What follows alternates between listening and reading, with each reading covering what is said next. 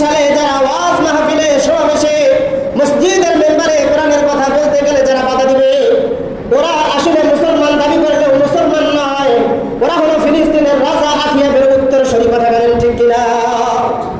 ফিলিস্তিনের মাটিতে কথা বলতে পারবে না, আল্লাহর দাওয়াত দিতে পারবে না, একাত্মবাদের দাওয়াত দিতে পারবে না। আমরাও দেখেছি বাংলার মাটিতে অনেক ওলামায়ে কেরাম কোরআনের কথা বলেছে, তাদেরকে ঠিক মতো কথা বলতে দেয় নাই। অনেক ওলামায়ে কেরাম গণতন্ত্রের বিরুদ্ধে কথা বলেছে, ওলামায়ে কেরামদেরকে কথা বলতে দেয় নাই। ওলামায়ে কেরাম মাহফিলের মধ্যে কোরআন হাদিসের আলোচনা করছে, মাইক কেড়ে নিয়েছে।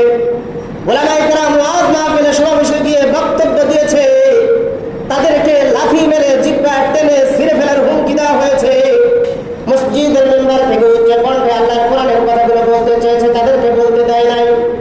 আমি এখান থেকে বলতে চাই, বর্তমানে বাংলাদেশে 2026 সালে যারা ওয়াজ মাহফিলে